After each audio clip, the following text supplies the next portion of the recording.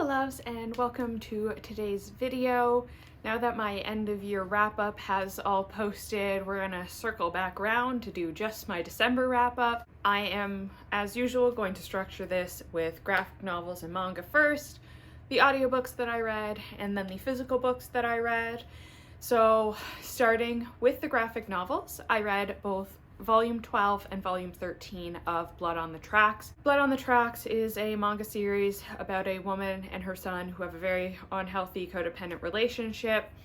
Volume 12 kind of wrapped up the end of the son's childhood, and there's a pretty significant time jump to about 25 years later, and seeing the lingering impacts of how his upbringing made him into his adulthood. It is just starting this era of his life, and there hasn't been anything quite as shocking as some of the things that happened in the first 12 volumes, but I am looking forward to seeing where we go from here. Blood on the Tracks Volume 12 I gave a 4-star, and Blood on the Tracks Volume 13 I gave a 3.25. And a manhwa that I finished in December is Stalking Volume 4. This is the story of a stalker and a serial killer who have a very fucked up relationship, and this one focused a lot on some police characters, which I wasn't particularly a fan of. I wasn't really enjoying that. And then there's a dream sequence at the end that, so I am interested to see where they go in Volume 5. Volume 4 was just 3.25 for me. I also finished Volume 7 of Alice in Borderland. This is about a group of friends who get transported to Borderland where they have to play games with life or death stakes to extend their visa. If their visa expires, they die immediately.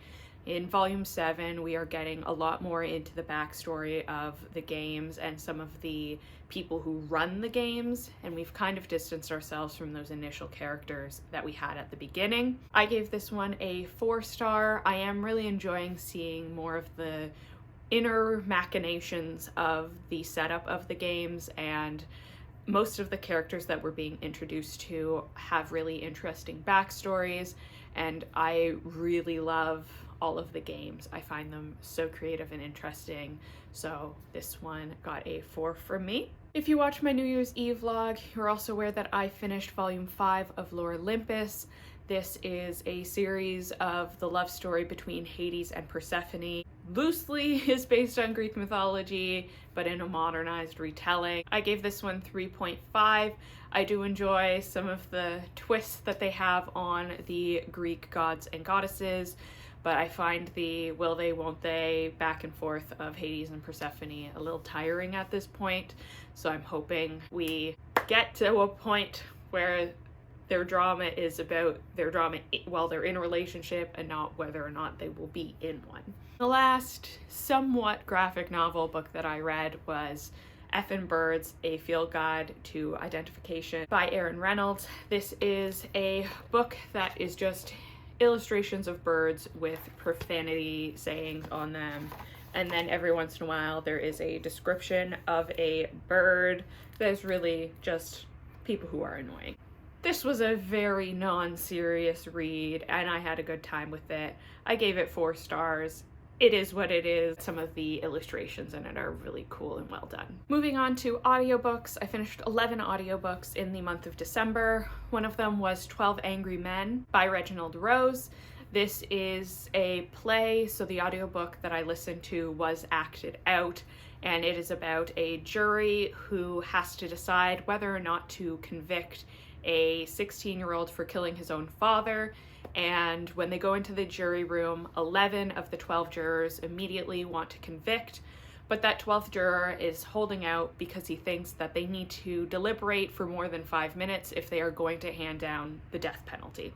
And as they discuss their different reasonings for wanting to find him guilty, they start to address some of the misconceptions they may have, especially about him being from a disadvantaged community. I gave this one a 3-star. I did really enjoy the story, but I think that as an audiobook it worked okay, but the movie is really, really good, and I think I just preferred this in a movie format to a book format, so for me, a 3-star.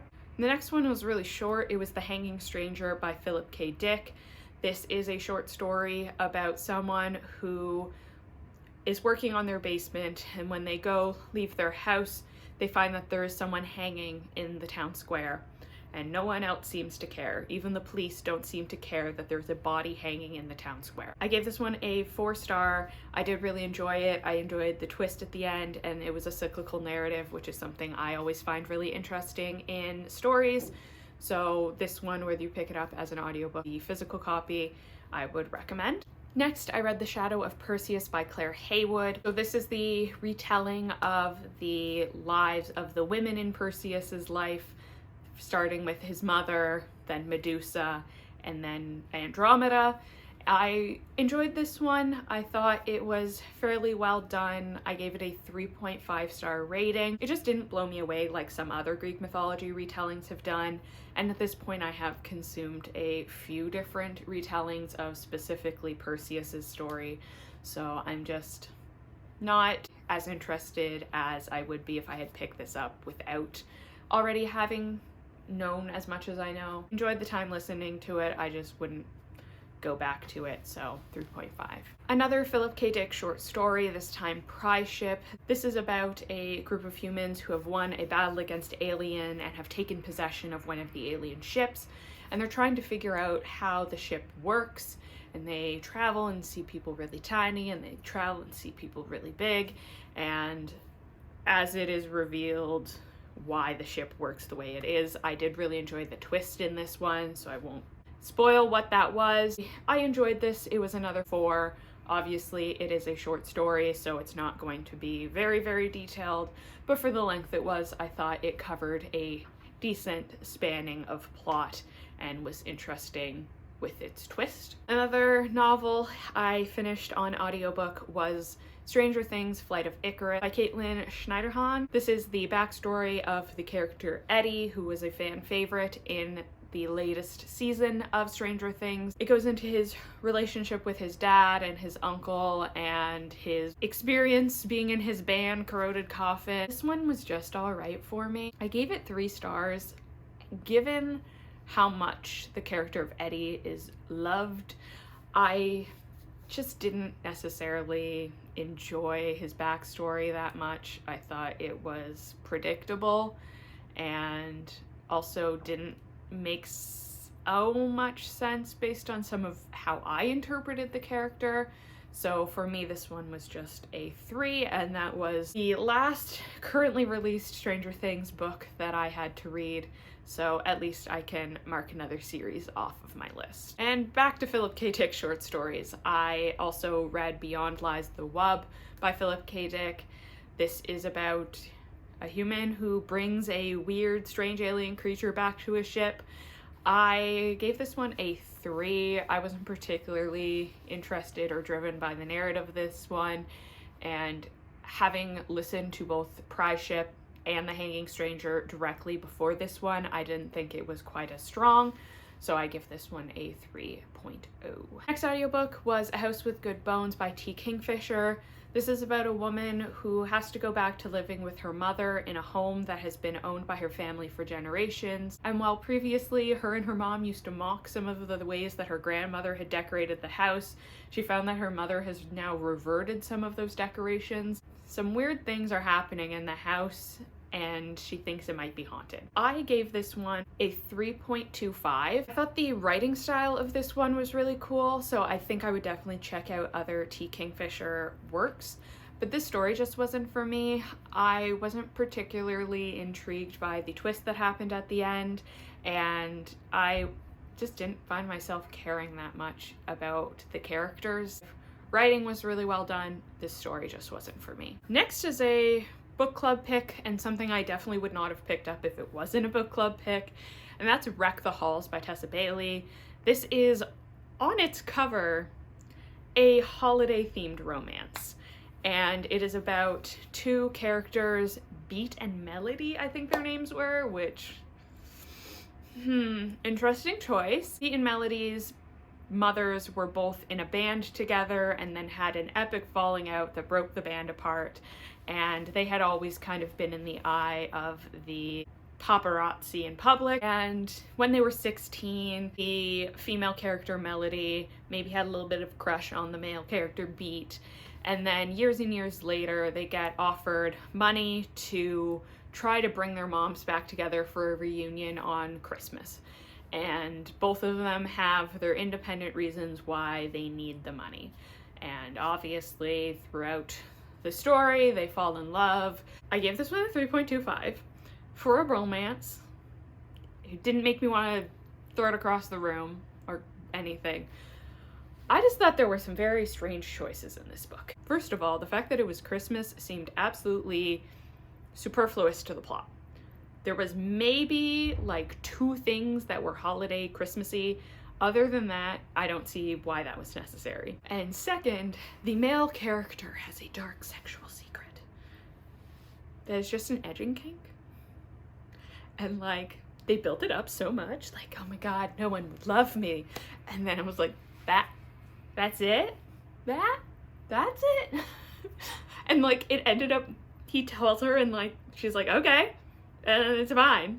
And he seems so tortured over it. I didn't get it. So, 3.25. The writing was decent. The plot was kind of weird. Next audiobook was Sundial by Catriona Ward.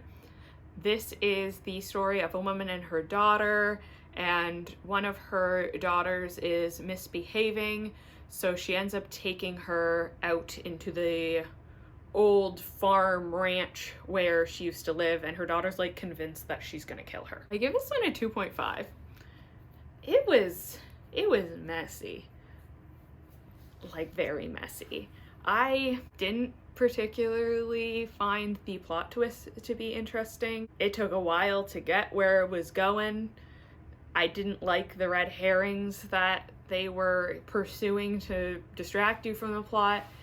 There was these weird dogs that have mind control chips. I honestly, most of the time, had no idea what was going on. The atmosphere was maybe cool, but otherwise I didn't get this one. It wasn't my fave. Last 2 audiobooks that I finished on New Year's Eve. One was Ring Shout by P. Jelly Clark. This is about the Ku Klux Klan being literal monsters and a woman who has to fight back against them as they try to do this ritual. This one was really fun.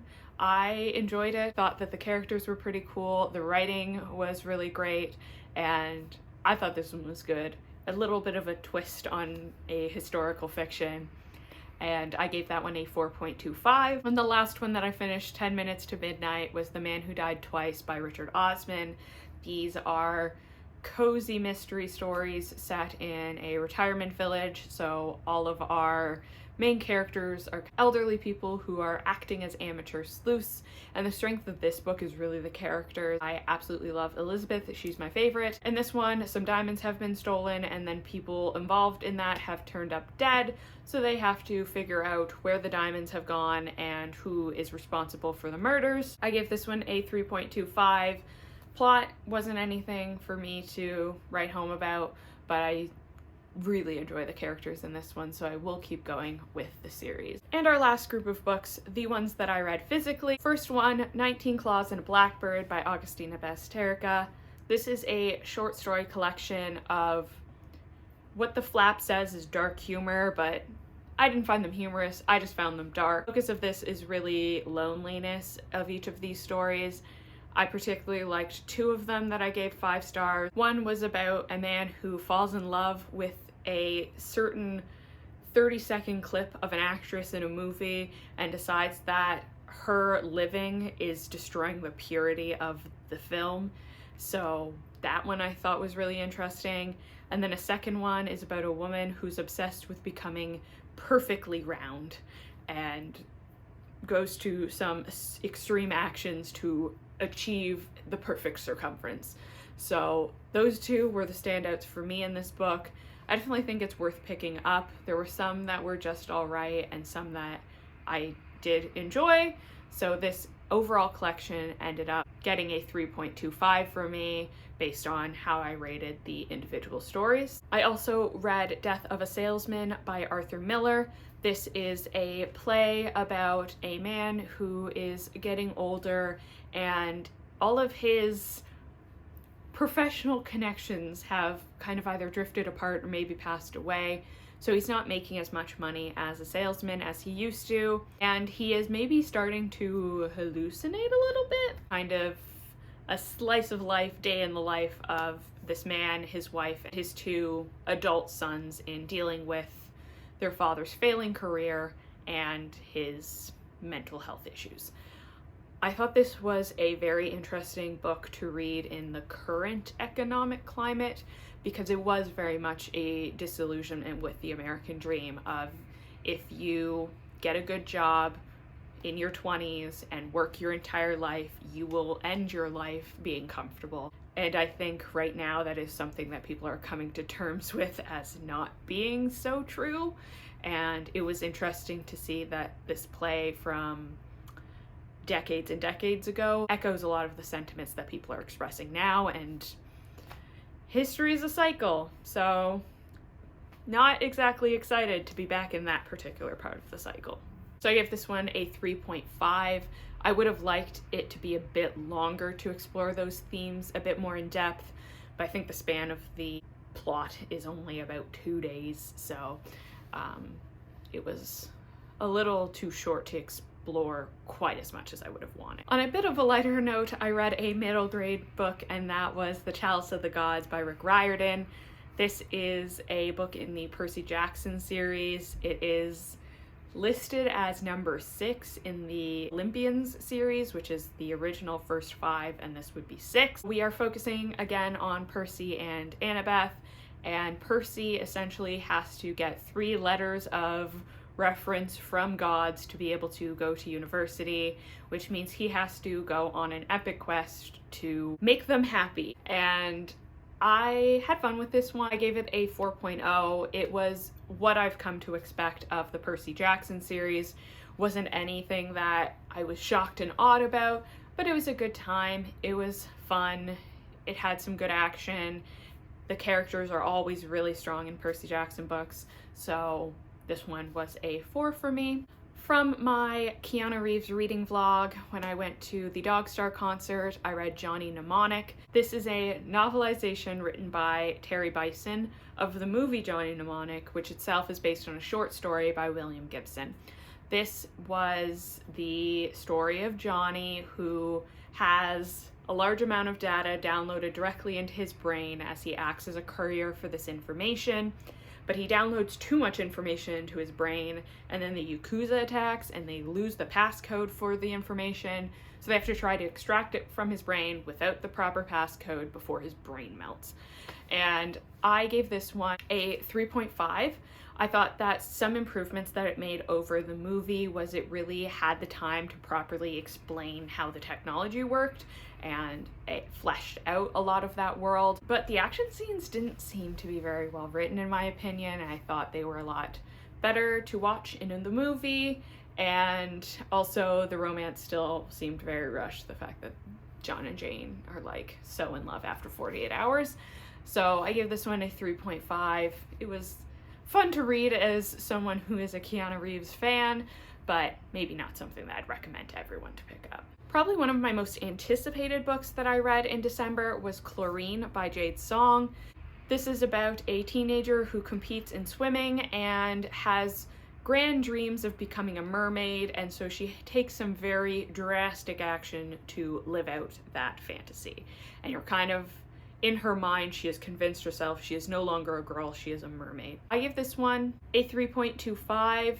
I thought that it was well written. I thought that the narrative was fairly interesting, especially that last quarter where she actually goes through with her plan to become a mermaid. If you know, you know. But I thought that because it was high school characters, I just didn't connect to them quite as much as I would if they were adult characters. If you read this and were kind of in the same vein as me, it's like it felt a bit young, I'd recommend reading Our Wives Under the Sea by Julia Armfield, because I felt like this was like YA Our Wives Under the Sea. Same day as I read Chlorine, I also read Everything the Darkness Eats by Eric LaRocca. Eric LaRocca, well-known author for writing horror, and this is about a small town where we are following three main character plot lines. We have our main character Malik, who is a police officer in this small town and is dealing with a lot of homophobic violence in his personal life. And there is also our main character Ghost, who is dealing with grief over the death of his wife and is also followed by a spirit. And then we have Mr. Crowley, whichever way you pronounce it, who has summoned God in his basement. So some various dark things going on here, grounded in the very real to the eldritch. I also gave this one a 3.25. I thought that the plot was fairly interesting, but didn't explore quite as much as I would have wanted. And also, absolutely trigger warning if you're going to read this. There is some homophobic violence, and there is also some very extreme sexual violence that happens. So definitely, if those are things that you are concerned about, look into some trigger warnings first, or maybe give this one a skip. This one was all right, just not quite as interesting as I was hoping it would be.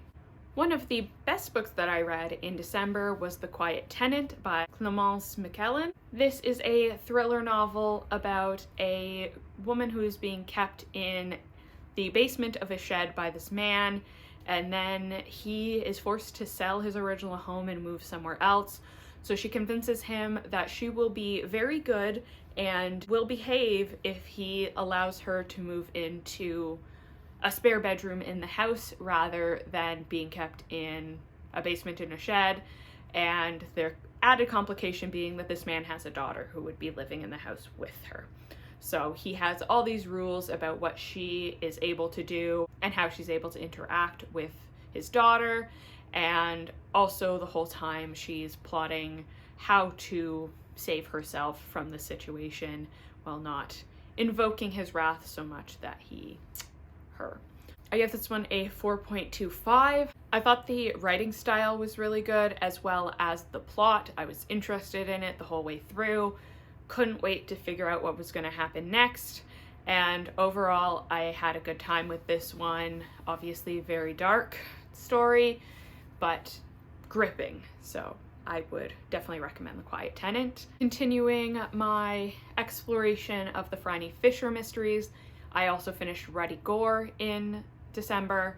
This is number 7 in that series. This is about an opera that's being put on, or a Gilbert and Sullivan show, and one of the key actors in the movie is killed, and Franny has to figure out who had the motive to kill them, while also some other actors in the play are saying they saw a ghost. This one got a 3.5 from me. There were some twists that I didn't see coming along the way, but nothing too jaw-dropping, and for being a short mystery, it was what it was. I didn't quite enjoy the characters as much in this one as I do in some of the others, so this one was a 3.5. One of the longer books that I finished in December was Witch King by Martha Wells. This is the story of a demonic witch king who is in a slumber in a tower under the water, and he is awoken, and according to the flap, has to try and figure out who killed him. So it's set up as the story of betrayal, but really what I got from this was the Witch King teaming up with his friend, maybe, their relationship's not very well established, to try and track down his friend's wife. And I thought, one, that based on what was on the flap, this was kind of misrepresented, and what I thought this book did well was the world building. I was really interested in some of the lore that it was building about the Under-Earth, where the demons live, and on the Earth, where different tribes summon the demons to inhabit bodies. But then it kind of veered off into talking about politics. And I didn't feel that I had an established grasp on the world enough to understand the stakes of the political machinations that were happening here. And I give this one a 2.75. There were interesting things here. If Martha Wells writes another one within this world, I would probably pick it up because I'm interested in the world that's being built here, but the plot in this one just was not for me. Another continuing series for me is Discworld. So I read Guards in the month of December. This is book number 8. These are by Terry Pratchett. They focus on different characters from the world of Discworld. This one, Guards, is about the guards in the city of Ankh-Morpork, whatever the city is called. And there is someone who claims that they spotted a dragon in the city, and the guards have to investigate, but the guards are not very well regarded considering crime is very closely regulated in the city. And you also have the people who are maybe causing the dragons to show up. This one got a 3.5 for me, so one of the better Discworld novels for me. I really liked the characters in this one. I feel that I have enough of an establishment of the world that we can now focus on plot and on building out our characters rather than establishing how the magic system works and how the turtles are and all of these things. So Discworld is getting there for me. This one was 3.5. I thought the plot was pretty interesting. The characters were really strong. I'm just still waiting for Discworld to blow me away. So a 3.5 for me on the better side of the Discworld series. Next is a book that I picked up because it was a Evergreen Forest of Reading nominee in 2023, and that was Mad Honey by Jennifer Finney Bolin and Jodi Picoult. This book is told in two perspectives. You have the mother of a son who is being accused of killing his girlfriend, and then you have the murdered girlfriend, the past narrative of their experience in their personal life as well as their relationship with the woman's son. This one was pretty interesting. It really touched on a lot of assumptions people have about certain aspects of the LGBT community, specifically having trans character representation. Spoilers for the book, so if you don't want to be spoiled for it, maybe jump a bit ahead. So it is revealed about halfway through the book that the girlfriend that was killed is trans, and the prosecution is trying to argue that the boyfriend killed her because he found out that she was a trans girl. I thought it was very interesting to have that be a plot twist, but not in a gotcha kind of way. I think for it being such a sensitive topic, it was handled well. The gay panic defense, the disproportionate amount of trans people who are murdered every year is definitely a topic that is relevant and needs to be brought to more people's attention. I'm just not sure if a kind of mystery novel about killing of a trans character is the best way to do that. So I gave this one a 4.0, and I do believe one of the co-authors is trans, so the story is written from a own voice's perspective. I'm just not quite sure how I felt about going into a novel with LGBT representation and having the LGBT representation be someone who was killed. It was very well written though, I will give it that, so 4.0. One of the first books I read in December, because we're not following any kind of rhyme or reason to order here, was Fight Club by Chuck Palahniuk. This is obviously a very well-known book about a Fight Club, and the first rule of Fight Club is you don't talk about Fight Club. But I'm gonna talk about Fight Club. I enjoyed this. I went into this maybe a little hesitant because of what Fight Club has become on a cultural level of masculinity. And this was more of a critique of that, which is interesting to see how those narratives get co-opted. And this was gruesome at times. Dude has a hole in his face. What? That's not in the movie as far as I remember. I gave this a 4.5. The strengths of this one were really the plot, the intrigue. The writing style, really well done. Characters, atmosphere, were a 4, nothing bad. It was all 4s and 5s across the board for me. Not the best book I've ever read, which is what a 5 has to be for me, but very well done and definitely worth the read, even if you don't quite like how Fight Club is usually portrayed in the my favorite director's Tarantino crowd. I think it's still worth picking up for, really, it's a critique of the dominant feelings of masculinity in society, but also some gruesome descriptions. Another book that I started in my Keanu Reeves vlog and didn't finish, No Coincidence by Rafael Cosset. Did finish this a couple days after finishing that vlog. This is a book set in the Cyberpunk 2077 world. It is about a group who has been blackmailed into doing a heist together, having never done anything like that in the past before. And then they maybe get a little bit greedy for their own personal reasons and try to get back together to do a second heist that doesn't go well because they're amateurs, and how they deal with the fallout of that. I give this one a 4.5. I really loved how this built out the world of Cyberpunk 2077. You got the perspective of a lot of different characters in here, which I sometimes struggle with, but I thought that each of them was written in a unique enough way that I didn't have any trouble keeping track of who was who after maybe the first 50 pages. And even some of the side characters and other perspectives you get really help build out the world of Cyberpunk, which is Night City. So I enjoyed this. I really liked all the characters in it. I really enjoyed the world building, the atmosphere. They mentioned Johnny Silverhand, so it gets some bonus points for me there. The plot dragged it sometimes, but really the focus is on the world. So this one got a 4.5 for me, and also I want this as a tattoo. This is beautiful. The next book is Altogether Dead by Charlene Harris. This is book number 7 in the Sookie Stackhouse Mysteries series. This is about the conference of the vampires, their big meeting that has been talked about in a few of the different books leading up to this, where Sookie has agreed with the Queen of Louisiana to go as a human lie detector. And this really focuses on the political machinations of the vampire world, how their districts and leadership are organized.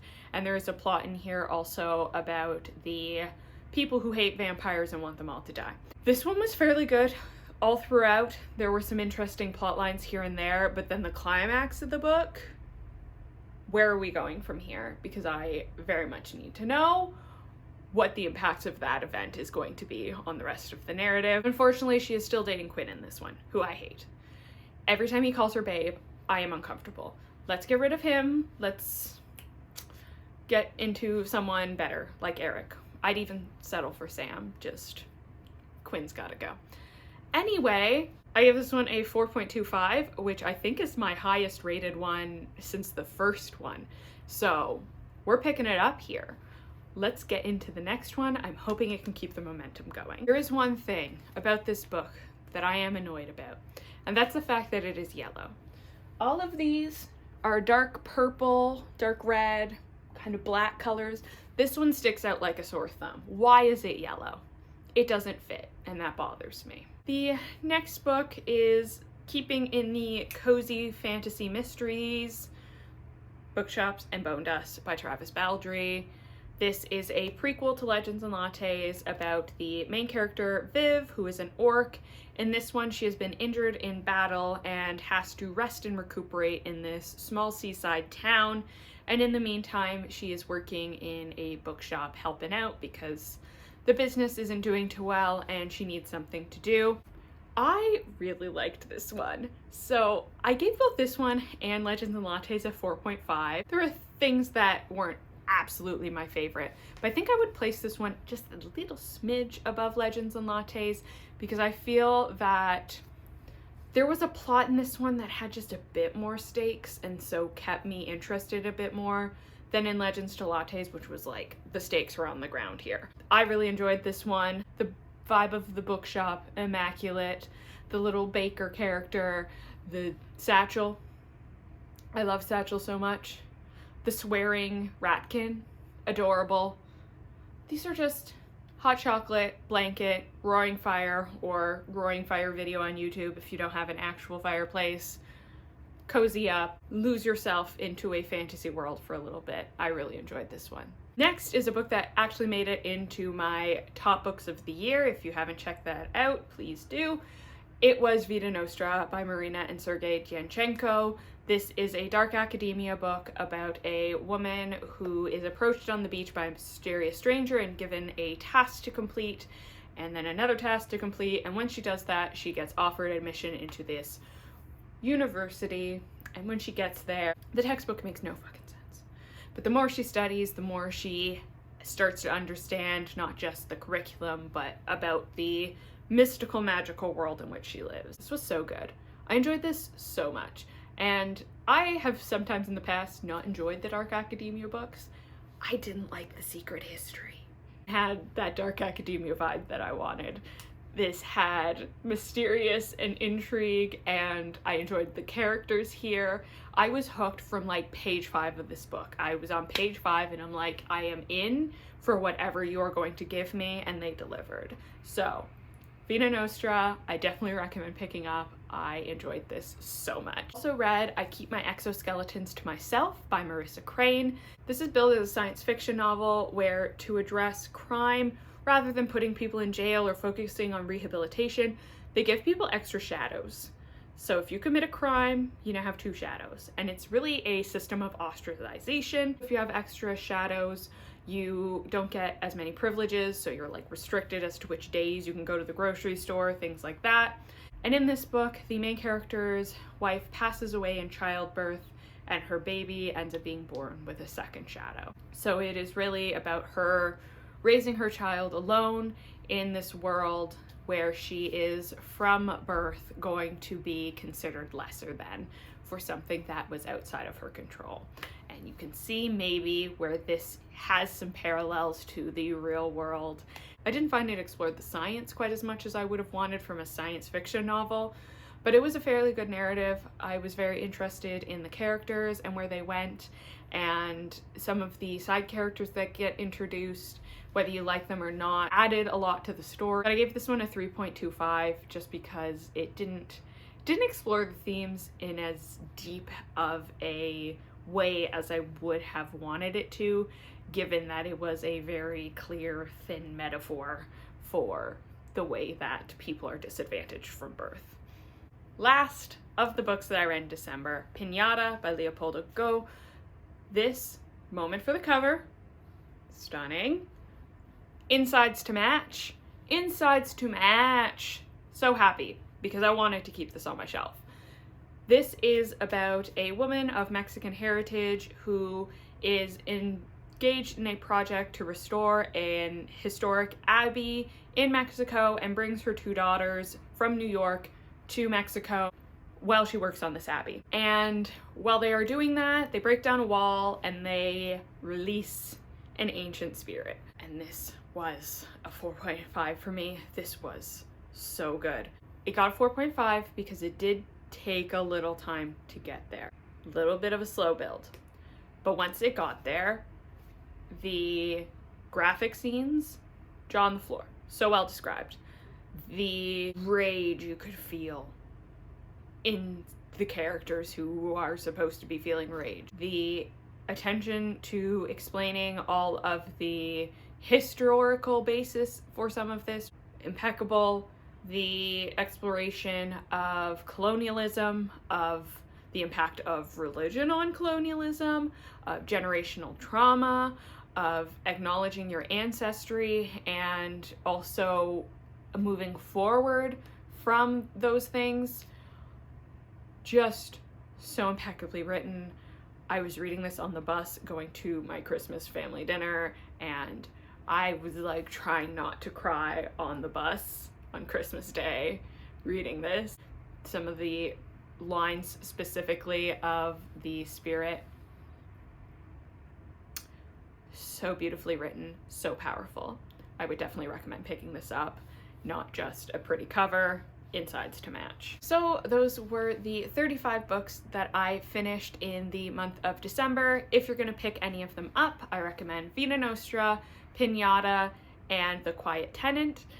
If you enjoyed this video, please let me know what the best book you read in December was, and thank you so much for watching. Like, subscribe, and have a great day.